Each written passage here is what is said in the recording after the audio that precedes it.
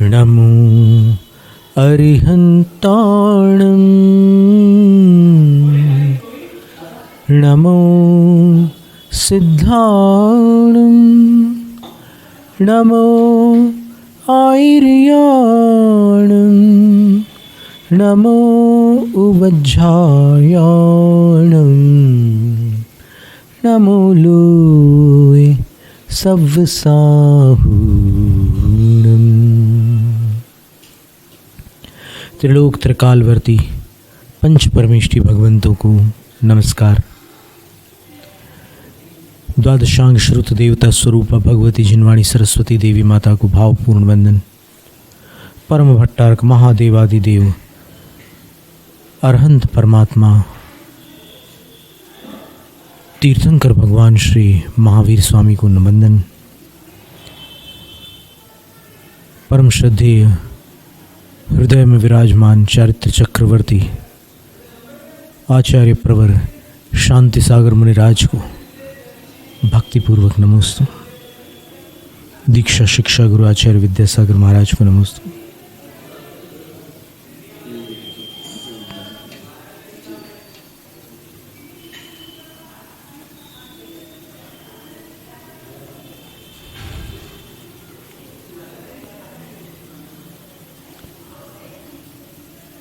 ज्ञान शब्द है एक, इसके पर्यायवाची बहुत सारे शब्द हैं।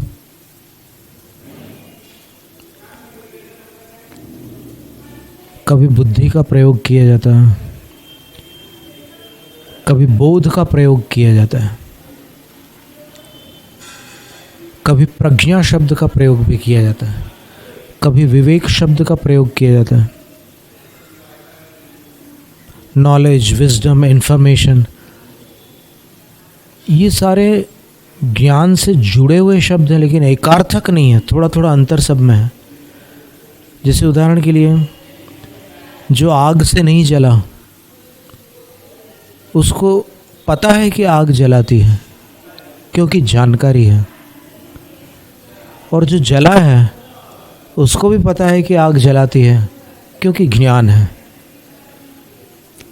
तो जानकारी और ज्ञान में ये फ़र्क है। वैसे तो ज्ञान को उसमें इन्फॉर्मेटिव अर्थ में भी लिया जा सकता है, पर ये अनुभूत ज्ञान और एक संग्रहित ज्ञान, दोनों में अंतर है। इसको विद्या भी कहते हैं। और विद्या के विषय में शतकत्रय में भर्तृहरि महर्षि लिखते हैं, विद्यानाम नरस्य रूपमधिकं प्रच्छन्न गुप्तं धनं विद्या भोगकरी यशः सुखकरी विद्या गुरूणां गुरुः विद्या बंधुजनो विदेश गमने विद्या परा देवता विद्या राजसु पूज्यते नहि धनं विद्या विहीनः पशुः। है सुंदर बात है।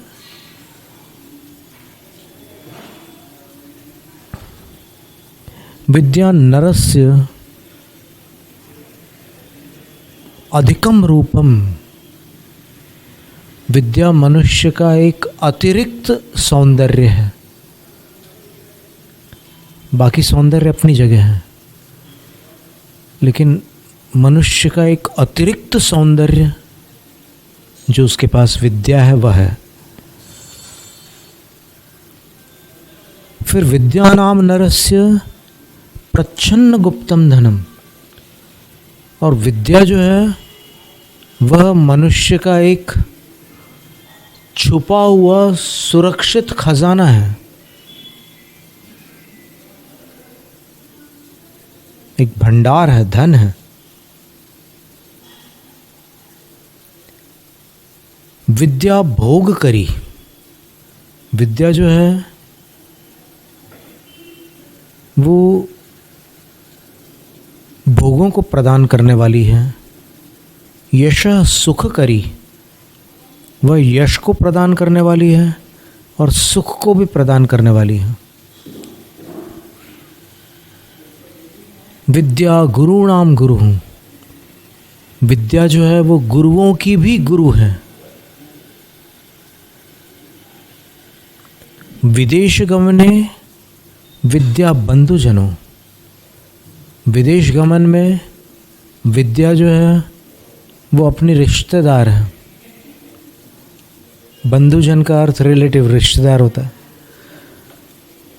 तो विदेश गमन कभी करना हुआ तो वहाँ पर कोई साथ में नहीं है, आपका वीज़ा पासपोर्ट आपके साथ में है, लेकिन अंदर यदि आपके पास विद्या है तो वो आप एक रिश्तेदार को अपने साथ में लेकर के जा रहे हैं, ऐसा समझ लेना। विद्या परा देवता, विद्या जो है वो उत्कृष्ट आराध्य है।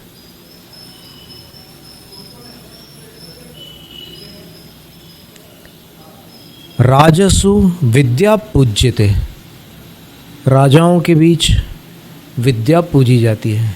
नहीं धनम, धन नहीं पूजा जाता। और फिर अंत में कह रहे हैं विद्या विहीन पशु, और जो मनुष्य होकर के भी विद्या विहीन है, विद्याओं से रहित है, वह मनुष्य की आकृति है, दरअसल पशु है। इसलिए विद्या का बड़ा महत्व है।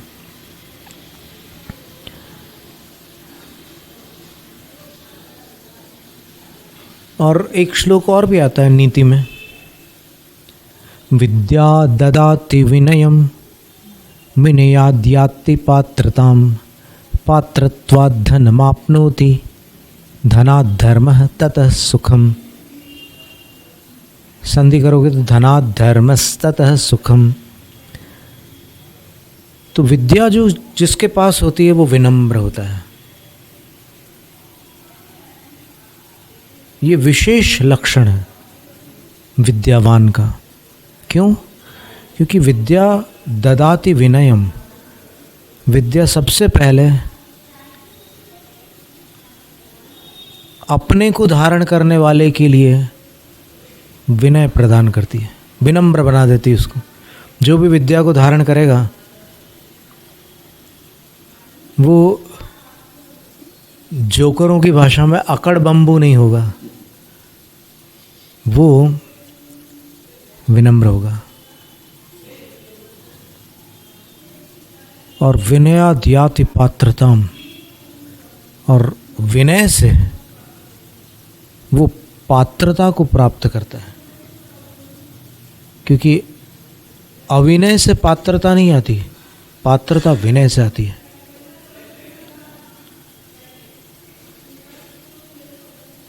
ऐसे अनेक दृष्टांत हैं जहाँ पर विनय से पात्रता उत्पन्न होती है, ये तथ्य प्रमाणित होता है। एक बहुत बड़े संगीतकार ने एक उदाहरण दिया था। वो कहते थे कि हम पहाड़ के रहने वाले लोग थे। दक्षिण कर्नाटक में हमने पहाड़ पर रहने वाले जैनियों को देखा। माने एक एक घर से दूसरा घर काफ़ी अंतराल पर, क्योंकि पहाड़ में हर जगह घर नहीं बन सकते ना, कहीं कहीं बनते हैं।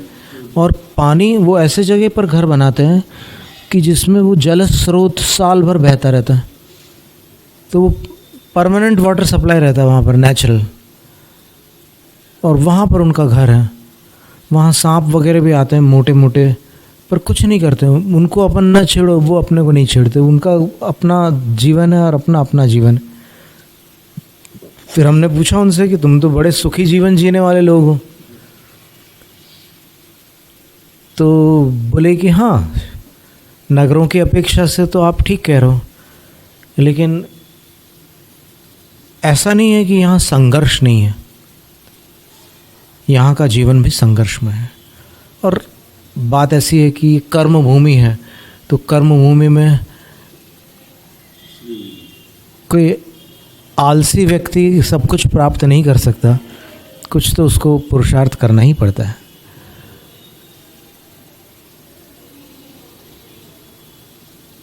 तो उनने ये बताया, संगीतकार ने, कि हमारा घर पहाड़ियों पर था, तो हम जब चढ़ते थे तो पैर बड़े संभाल के रखने पड़ते थे, गलत जगह रखा तो फिसल जाएंगे, तो नीचे देखकर ही चढ़ते थे ऊपर। तो जो नीचे देखता है वो ऊपर की ओर गति करता है, और जो ऊपर देखता है वो धड़ाम से नीचे की ओर आता है। और उनने उदाहरण दिया था कि जब पहाड़ से नीचे उतरते थे तो नीचे उतरते समय हम ऐसे करके नहीं उतर सकते, क्योंकि उस समय थोड़ा संभल कर उतरते समय क्या होता है, अलग स्थिति रहती। चढ़ते समय ताकत लगानी पड़ती है, उतरते समय शरीर का वज़न संभालना पड़ता है। अगर पैर थोड़ा सा ढीला हुआ तो फिर लुढ़क जाएंगे। तो उन्होंने उसका सार ये बताया कि ये तो एक घटना थी, लेकिन इस घटना का सार ये था कि जब हम मंच पर जाते हैं तो मंच पर कोई कला की प्रस्तुति करते हैं तो हमें प्रशंसा मिलती है, पब्लिक अपलॉड करती है।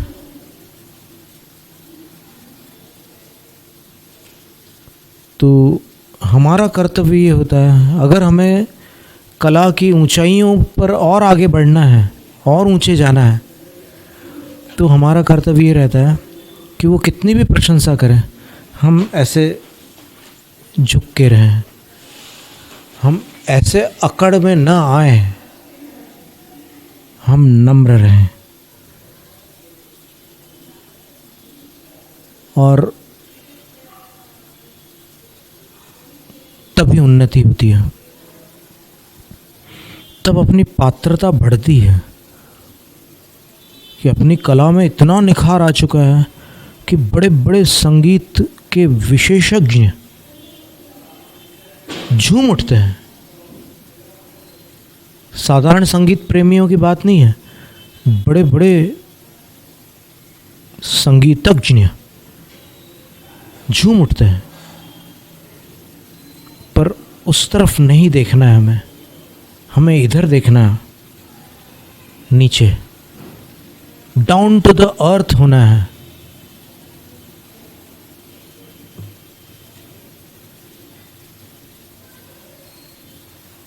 प्राउड नहीं होना है।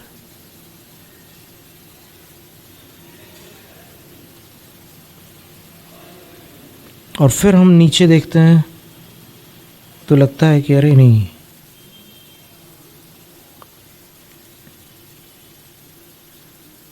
ये लोग जो प्रशंसा कर रहे हैं, इनको जो समझ में आ रहा है, जो इनको मिल रहा है उसकी कर रहे हैं, हमें तो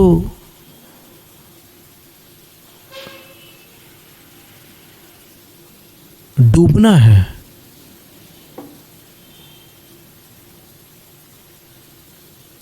हमें प्रशंसा पर तैरना नहीं है, हमें तो कला में डूबना है।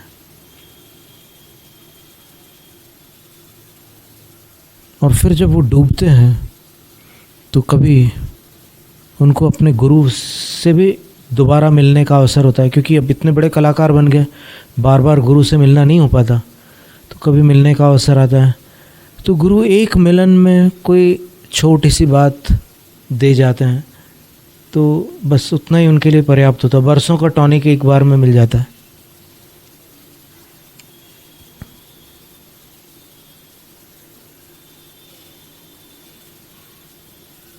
जैसे एक बार कोई शिष्य अपने गुरु से पूछते हैं कि गुरुवर, आप मुझे ये बताओ कि मुझे कैसे पता चलेगा कि मैं अपनी कला में डूबा हूँ। तो गुरु ने उत्तर दिया, जब तुम अपने लिए गाओगे तब समझना कि तुम अपनी कला में डूबे हो, और जब तक दूसरों के लिए तुम गा रहे हो तब तक तुम कहीं और हो। तो ये हर क्षेत्र के लिए है। ये एक उदाहरण था संगीत का, लेकिन हर क्षेत्र में ये विद्या ऐसे ही काम करती है, क्योंकि विद्या में सब कलाएं भरी हुई हैं। आदिनाथ भगवान ने 72 कलाओं की शिक्षा देने वालों को प्रथम वर्ण में रखा था। आदिनाथ भगवान ने नहीं, उनके पुत्र भरत ने। आदिनाथ भगवान ने तो वर्ण व्यवस्था में प्रारंभ में एक व्यवस्था दी थी। विदेह क्षेत्र की जो व्यवस्था थी वो यहाँ उन्होंने प्रारंभ की थी, क्योंकि ये कर्म भूमि बन गई थी, भोग भूमि समाप्त हो गई थी।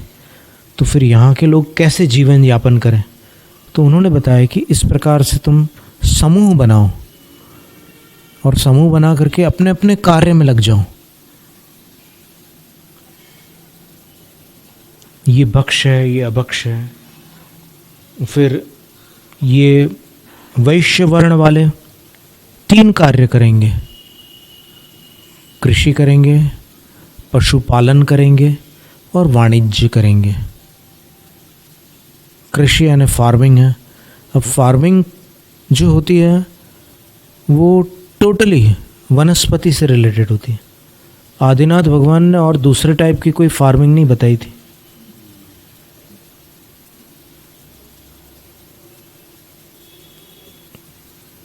पर ये कलिकाल चल रहा है।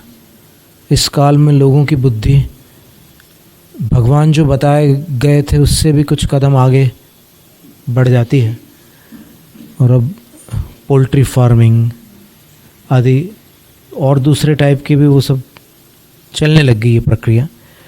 तो उन्होंने वनस्पति संबंधी ही फार्मिंग बताई थी।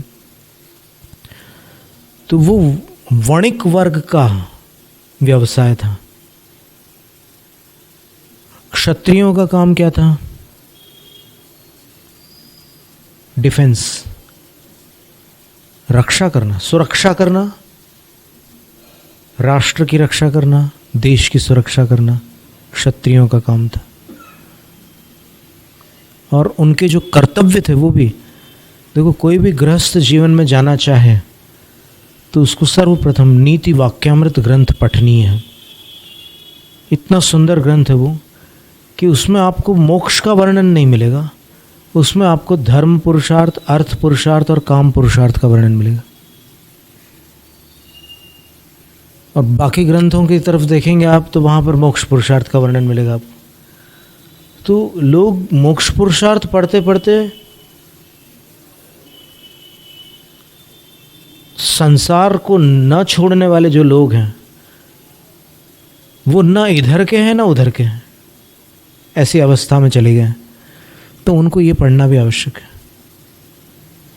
धर्म का कैसे बैलेंस रखना संसार में रहते हुए, अर्थ का कितना समय देना, अर्थ के लिए कितना समय देना, और अर्थ और काम से कैसे कनेक्शन जोड़ करके रखना, और धर्म और काम को भी कैसे संभाल के रखना, ये सारा वर्णन उस ग्रंथ में। नीति वाक्यामृत ऐसा ग्रंथ है, हमने 2004 में पढ़ा था जब हम पूना से निकल करके गए थे। उसके बाद हमने नीति वाक्यामृत का स्वाध्याय किया था, और उसका इंग्लिश अनुवाद भी उपलब्ध है, हिंदी अनुवाद भी उपलब्ध है। हमारे पास दोनों हैं, और किसी को चाहिए हो तो वो ले भी सकते हैं। तो पठनी है, बहुत सुंदर ग्रंथ है, एकदम आपको आनंद आ जाएगा। तो ये विद्या इतना विशाल उसका जगत है कि हर जगह इसका उपयोग है विद्या का। तो इसलिए यहाँ पर कहा जा रहा है कि विद्या विहीन है पशु। और जो श्लोक हम बता रहे थे उसका अर्थ ये था, विद्या ददाति विनयम। सबसे पहले विद्या जिसके अंदर आती है उसको विद्या विनय दे देती है, यानी उसको विनम्र बना देती है। तो जो सचमुच संगीत विद्या का धनी होगा, संगीत कला से संपन्न होगा, विद्या और कला में भी थोड़ा सा अंतर है, तो वो विनम्र होगा, अकड़ नहीं दिखाएगा वो कभी भी।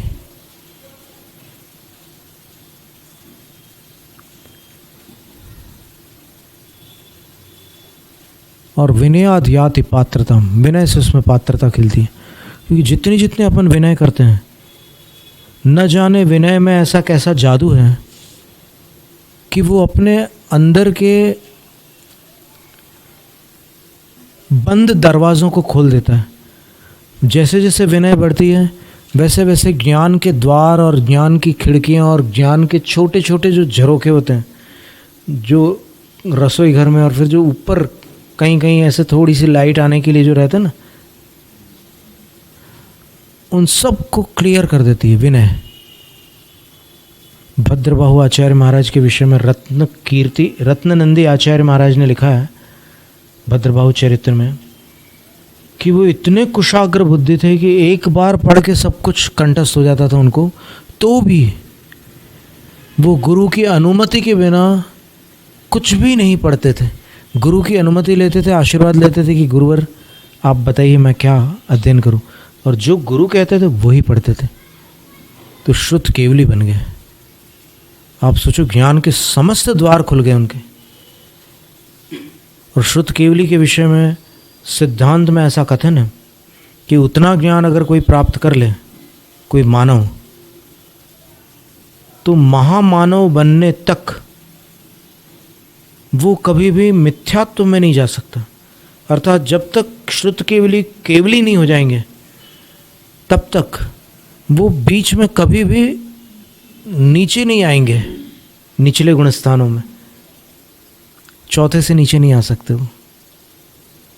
और दूसरी बात, जिस जीवन में उन्होंने इतना ज्ञान प्राप्त किया, उस जीवन में अंतिम श्वास तक वो संयम से संपन्न रहेंगे।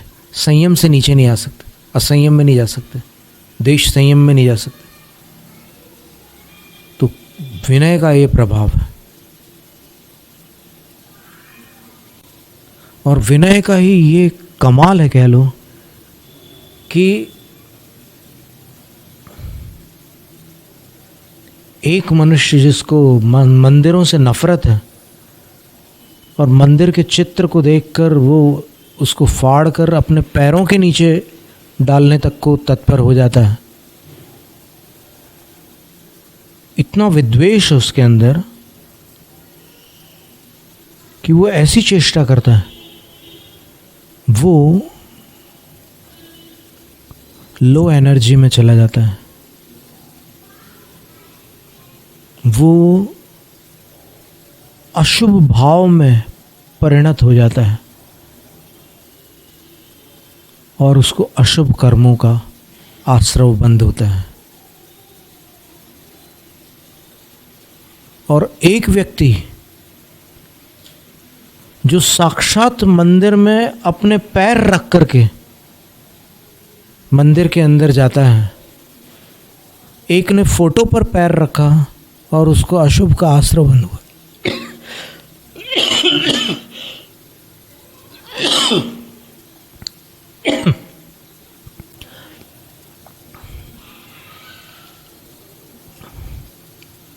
दूसरा मंदिर में पैर रखता है लेकिन उसके अंदर विनय भाव होता है, इससे उसको पाप का आश्रय बंद नहीं होता, उसकी एनर्जी हाई होती है, उसको पुण्य का आश्रय बंद होता है। पैर दोनों के हैं लेकिन अंदर से फर्क है, इसलिए परिणाम में अंतर है। इसका नाम है विनय। पात्रता बढ़ती चली जाती है और पात्रत्वा धनम आपनोति, लौकिक जगत की बात है, नीति का श्लोक है।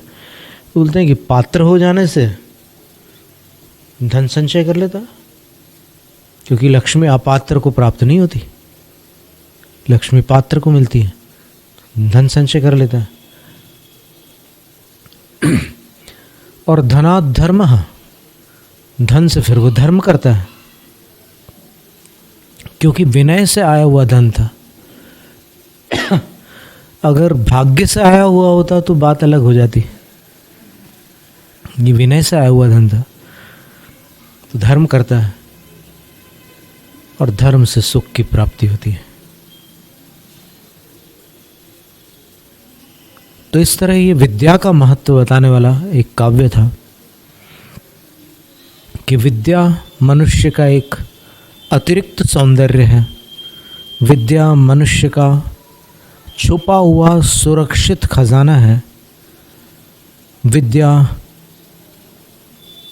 सांसारिक सुखों को देने वाली है, विद्या यश को प्रदान करने वाली है, विद्या गुरुओं की गुरु है, विद्या विदेश गमन में विद्या रिश्तेदार है, विद्या उत्कृष्ट आराध्य है। राजाओं में विद्या की पूजा की जाती है, धन की नहीं। और जो मनुष्य होकर के भी विद्या विहीन है वह मनुष्य होकर के भी पशु तुल्य है। इस तरह विद्या की महिमा थी। जैनम जयतु शासनम।